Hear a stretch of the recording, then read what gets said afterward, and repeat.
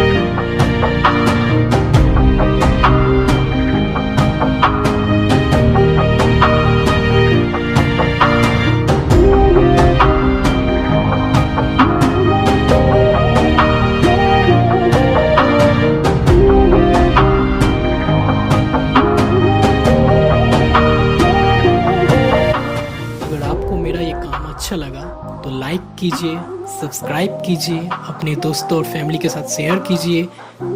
मिलते हैं अगले वीडियो में। Take care.